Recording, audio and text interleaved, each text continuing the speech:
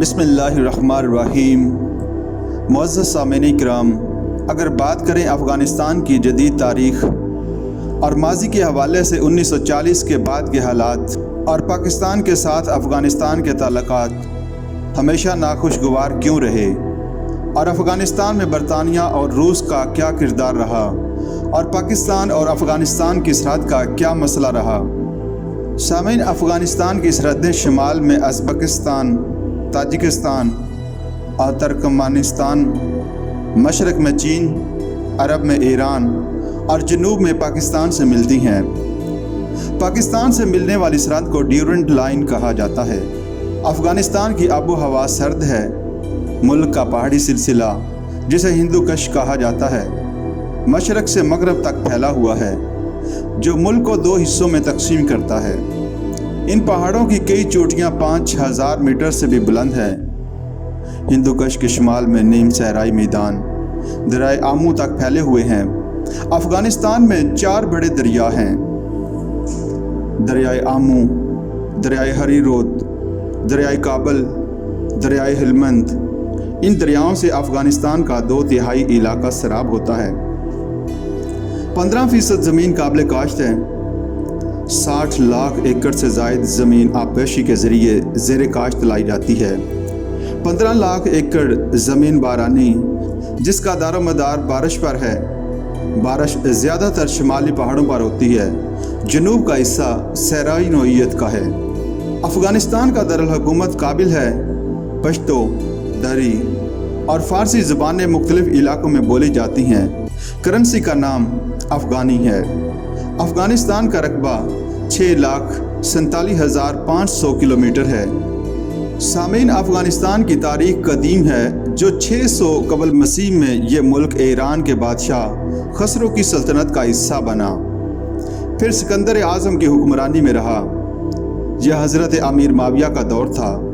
672 کے آغاز میں مسلمانوں نے کابل، بلخ اور ہرات پر اپنے قدم جمائے، لیکن ان کا یہ قبضہ زیادہ عرصہ تک برقرار نہ رہ سکا، اور آخر کار 870 میں یعقوب بن لیث نے غزنی اور کابل کو فتح کر لیا۔ اس کے بعد مقامی سرداروں کے زیر نگیں رہنے کے بعد غزنویوں کے عہد میں افغانستان کو دنیا میں نمایاں حیثیت حاصل ہوئی، اور افغانستان کی غزنوی سلطنت کیسپین سے پنجاب کے دریائے راوی تک پھیل گئی۔ 1173 سے 1220 تک افغانستان پر گوریوں کی حکومت رہی، اور پھر یہ ملک 1332 تک چنگیز خان کے زیر تسلط رہا۔ 1364 میں تیمور نے افغانستان پر قبضہ کر لیا۔ 16ویں صدی کے شروع میں شہنشاہ ظہیر الدین بابر نے پہلے کابل اور پھر 1526 میں دہلی کو فتح کر لیا۔ مغلیہ دور کے آخر میں 1707 میں مشرقی افغانستان ایک صوبے کے طور پر مغل سلطنت میں شامل رہا۔ اس کے بعد مقامی سردار ملک کے مختلف حصوں پر قابض ہو گئے۔ 1739 سے 1747 تک ایرانی بادشاہ نادر شاہ کی افغانستان پر حکمرانی رہی۔ نادر شاہ کے دور میں افغانستان کی مملکت کشمیر اور دہلی تک وسیع ہو گئی۔ مملکت افغانستان 1747 میں وجود میں آئی۔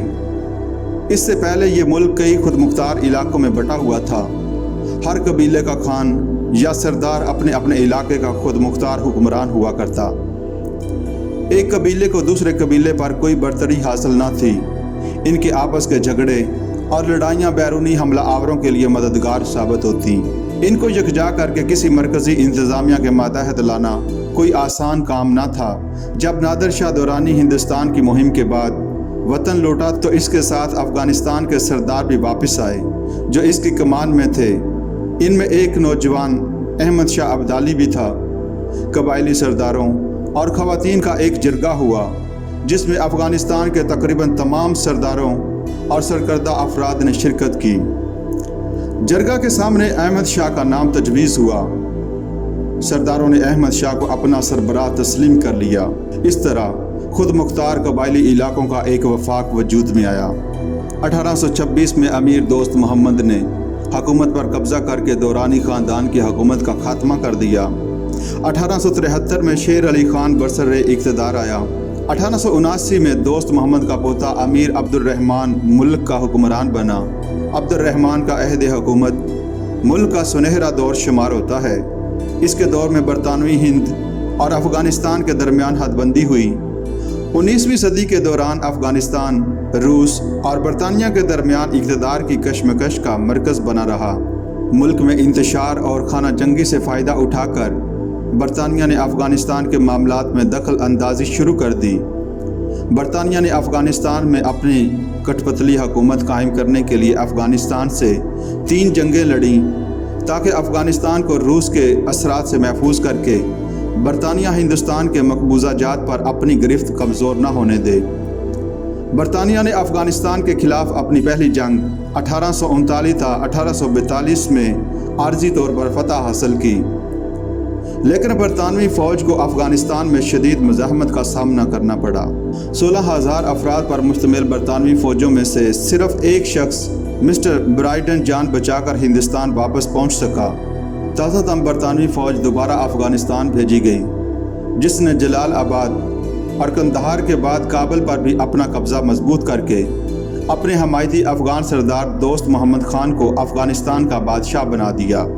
मिलाकर 20,000 फ़ौजियों के जानी नुकसान और 1.5 करोड़ पाउंड के भारी माली नुकसान के बाद बरतानवी फ़ौज वापस हिंदुस्तान आई और इस अरसे में रूस ने अफ़गानिस्तान की जानब आहिस्तगी से अपनी पेशकदमी को जारी रखा और 1869 ईस्वी में समरकंद और बुखारा को अपने कब्ज़े में लेकर अफ़गानिस्तान की जानब अपने कदम बढ़ाने लगा। इधर बरतानिया ने 1878 ईस्वी में अफ़गानिस्तान पर हमला किया और उस पर आर्जी तौर पर अपना कब्ज़ा मुस्तहकम कर लिया, लेकिन बरतानिया को नए अफ़गान हुक्मरान अमीर अब्दुर्रहमान से मुआहदे के नतीजे में अफ़गानिस्तान से दस्तबरदारी का ऐलान करना पड़ा। बरतानिया ने अब्दुर्रहमान को अफ़गानिस्तान का हुक्मरान तस्लीम कर लिया और उसे बैरूनी हमलों की सूरत में अपने तावन का यकीन दिलाया।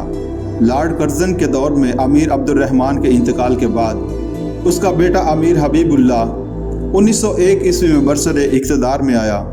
अमीर हबीबुल्लाह के साथ बरतानिया ने नया मुआहिदा किया, लेकिन शराइत पुरानी ही तस्लीम की गई। जर्मनी की बढ़ती हुई कुव्वत के खौफ से रूस, बरतानिया और फ्रांस एक ही सफ़ में आ चुके थे, लिहाजा उनके दरमियान एक दूसरे के इलाके में मुदाखलत न करने का मुआहिदा तय पाया। इसलिए 1907 में रूस और बरतानिया ने अफ़गानिस्तान को आज़ाद बिफर स्टेट तस्लीम कर लिया। बरतानिया अफ़गानिस्तान को अपने ज़ेर असर रखने का ख्वाहिशमंद था, लेकिन बरतानिया का ये ख्वाब इस वक्त चकनाचूर हुआ जब अमीर हबीबुल्लाह के कत्ल के बाद उसका बेटा अमानुल्लाह खान 1919 में अफ़गानिस्तान का हाकिम बना और इसने बरतानिया के ख़िलाफ़ तीसरी जंग का आगाज़ कर दिया। इस जंग में अंग्रेज़ को अपनी शिकस्त कबूल करके अफ़गानिस्तान की दाखिली और खारजी आज़ाद हैसियत को कबूल करना पड़ा और 18 अगस्त 1919 को अफ़गानिस्तान आज़ाद हो गया। अमानुल्लाह ने मुल्क में जो इस्लाहात की जिनको लोगों ने पसंद न किया, 1928 में उसे तख्त से दस्तबरदार होना पड़ा और एक ताजिक सरदार बच्चा सुक्का ने हुकूमत संभाल ली। ये सूरत हाल ज़्यादा देर कायम न रही। फ़ौज के जर्नैल नादिर खान ने 1929 में उसे हटाया और नादिर शाह के लक़ब से हुक्मरान बना। 1933 में नादिर शाह के कत्ल होने पर इसका बेटा ज़ाहिर शाह तख्त नशीन हुआ। ज़ाहिर शाह ने 1973 तक 40 साल हुकूमत की। इस दौरान रूसी असरात, जिनकी इब्तिदा 1920 के अशरे में हुई थी, मुल्क में सरायत करते गए और अफ़गानिस्तान का झुकाव रूस की तरफ हुआ। 1965 में पहला कौमी इंतखाब हुआ, लेकिन चूँकि ताकत शाही ख़ानदान में मरकूज़ थी, इसलिए मुल्क में बेइत्मीनानी रही। 17 जुलाई 1973 को सरदार मोहम्मद दाऊद ने हुकूमत का तख्ता उलट दिया और अफ़गानिस्तान को जमहूरिया करार दिया। सरदार दाऊद ने बादशाहत के खात्मे और जमहूरी हुकूमत के क़याम का ऐलान किया और ख़ुद सदर मुमलकत बन गया।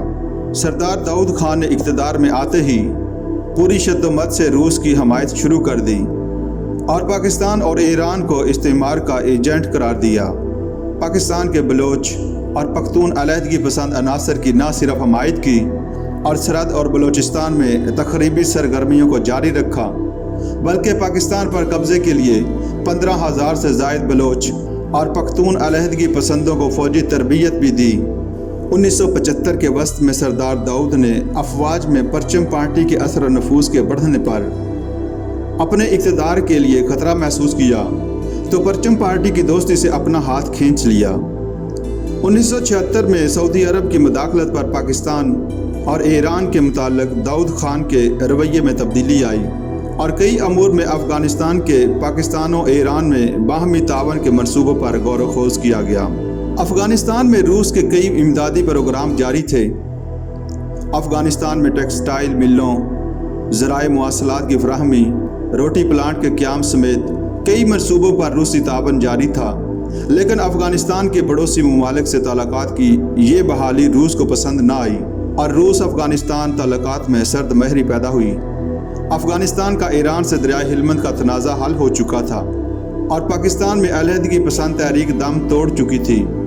مارچ 1978 میں صدر داؤد کے دوستانہ دورہ پاکستان نے مستقبل میں پاک افغان تعلقات کی مضبوط بنیاد رکھ دی، لیکن پرچم پارٹی اور خلق پارٹی جو افغان فوج میں اپنی جڑیں مضبوط کر چکی تھی، وہ صدر داؤد خان کے ان اقدامات کی شدید مخالفت کر رہی تھی۔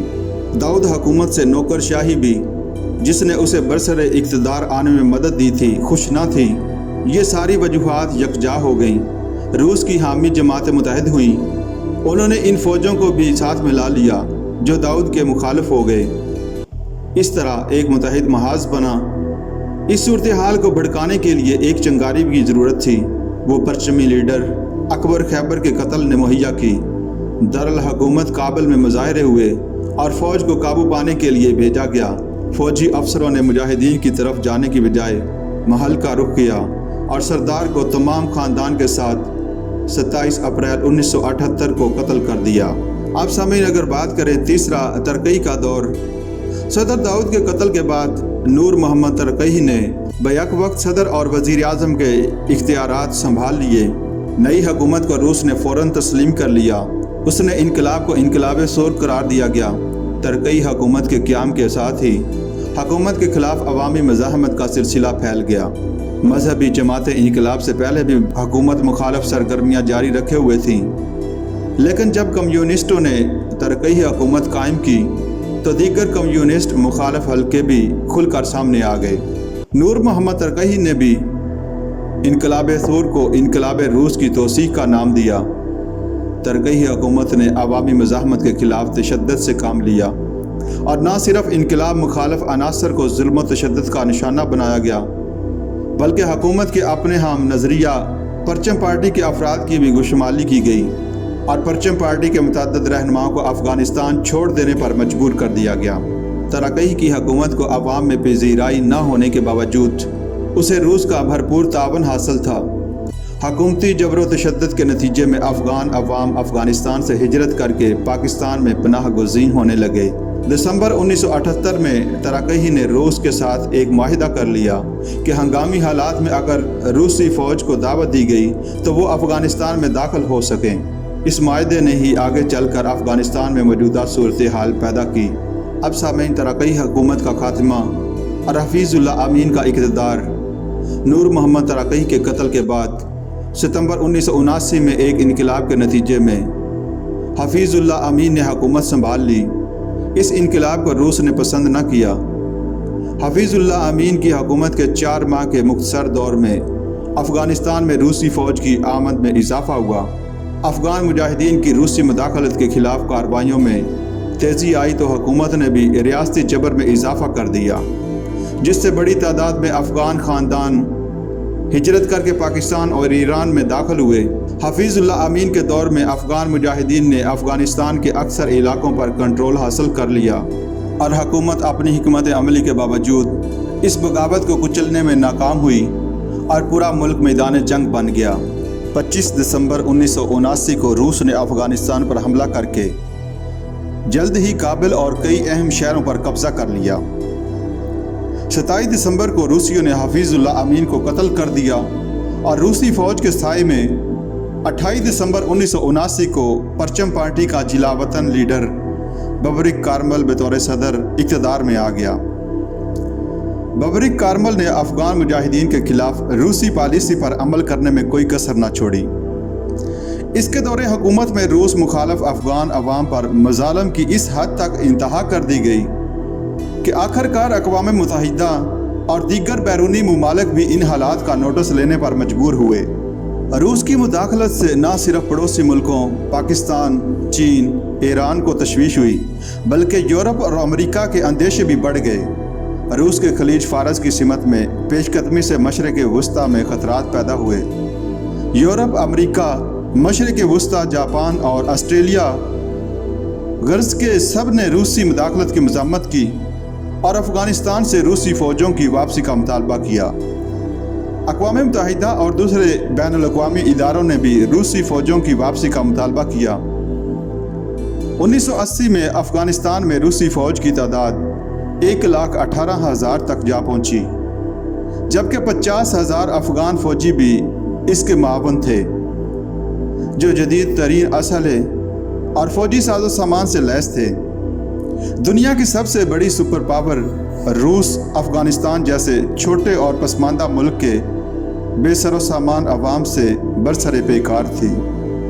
افغان مجاہدین کو مقامی آبادی کی حمایت حاصل تھی اور بغیر کسی بیرونی امداد کے سپر پاور کے خلاف ان کی مزاحمت نے دنیا کو حیران کر دیا۔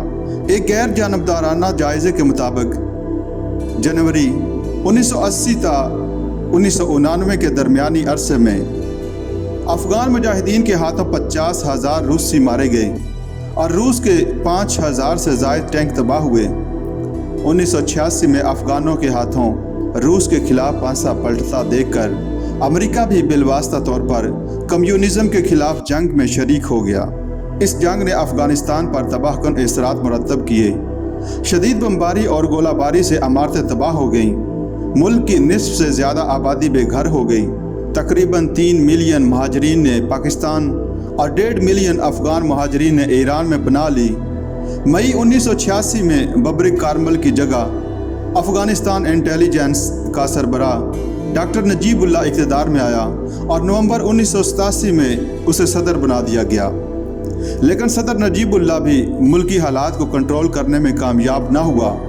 سوویت یونین روس کے صدر میخائل گورباچوف کے دور میں روس افغانستان میں بری طرح پھنس چکا اور دوسری طرف اس جنگ نے روسی معیشت کا دیوالیہ نکال دیا۔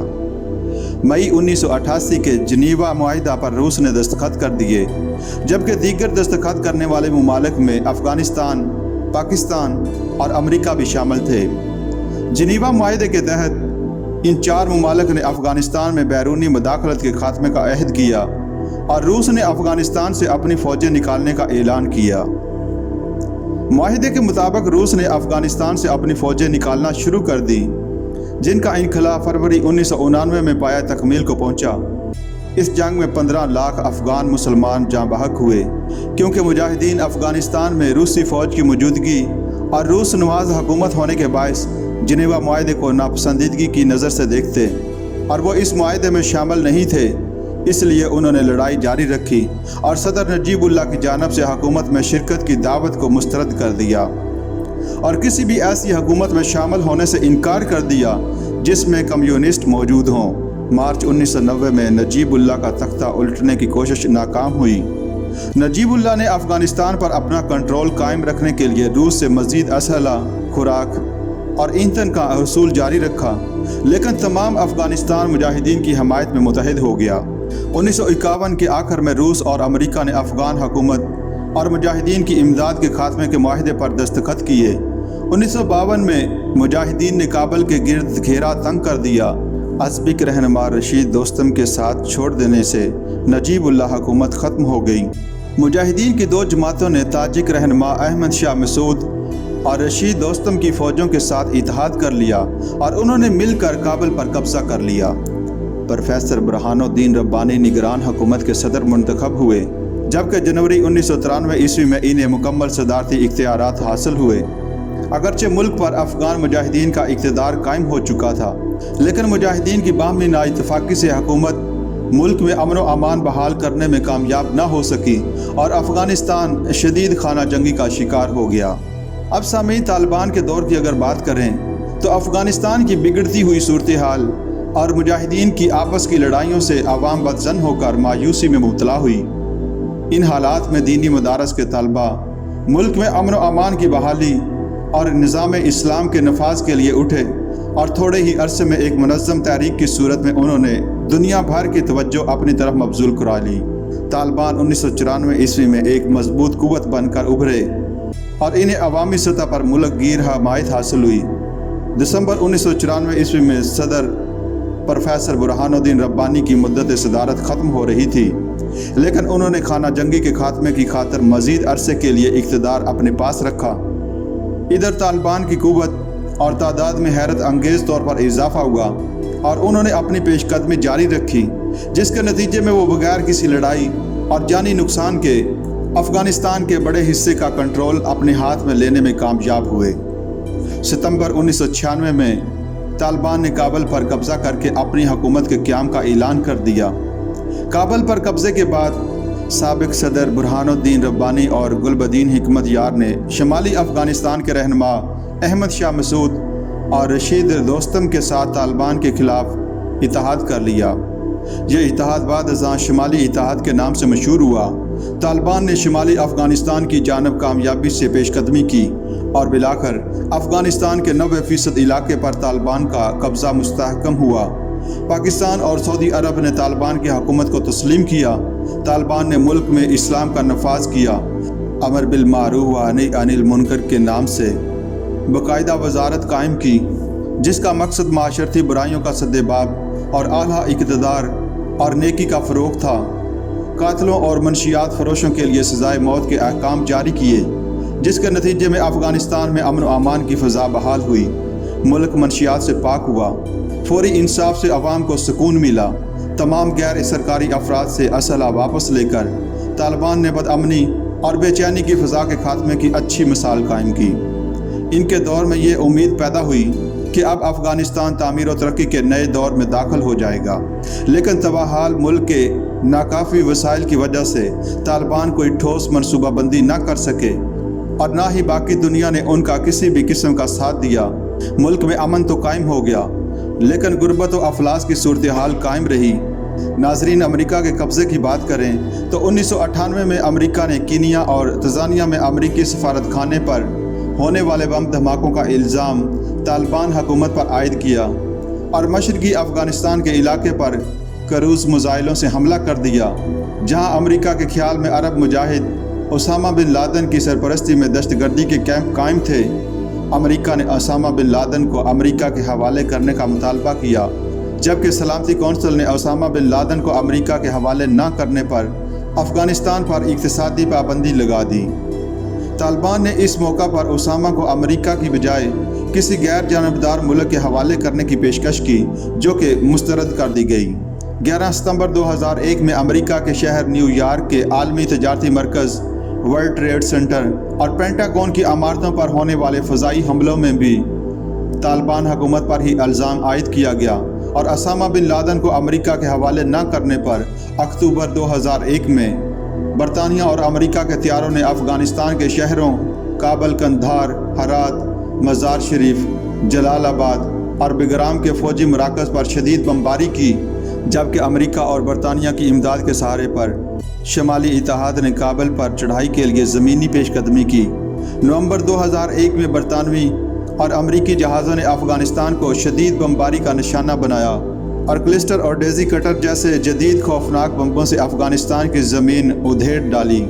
طالبان حکومت نے 40 روز تک امریکی بمباری کا شدید دباؤ برداشت کیا، لیکن ان کی دفاعی لائن شدید خطرے سے دوچار ہو گئی۔ آخرکار انہوں نے دسمبر 2001 میں از خود کابل کا قبضہ چھوڑ کر پسپائی اختیار کر لی۔ چند ایک علاقوں میں مزاحمت کے سوا باقی تمام علاقوں سے طالبان حکام خاموشی سے دستبردار ہو گئے، جنہیں انہوں نے اپنی حکمت عملی کا حصہ قرار دیا۔ طالبان کے سربراہ ملا عمر اور تمام طالبان قیادت روپوش ہو گئی اور اس طرح تمام ملک پر امریکہ اور برطانیہ کی افواج قابض ہو گئیں۔ اقوام متحدہ کے ایما پر جرمنی کے شہر بون میں 4 افغان دھڑوں کے مذاکرات کے نتیجے میں 5 دسمبر 2001 کو ایک نگران حکومت کے قیام کا فیصلہ کیا گیا۔ جون 2002 میں ایک افغان جرگہ میں پشتون لیڈر حامد کرزئی کو افغانستان کا صدر منتخب کر لیا گیا۔ طالبان حکومت کے خاتمے کے بعد افغانستان میں جرائم کی شرح میں بہت زیادہ اضافہ ہوا، منشیات کی پیداوار حکومت کے کنٹرول سے باہر ہو گئی اور بدامنی کا دورہ شروع ہو گیا۔ طالبان کی قیادت روح پوش ہے، لیکن غیر ملکی فوجوں کے خلاف طالبان چھاپہ مار کارروائیاں اس حد تک بڑھ گئیں کہ اب افغانستان کے بیشتر حصے پر پھر سے طالبان کا قبضہ ہو گیا۔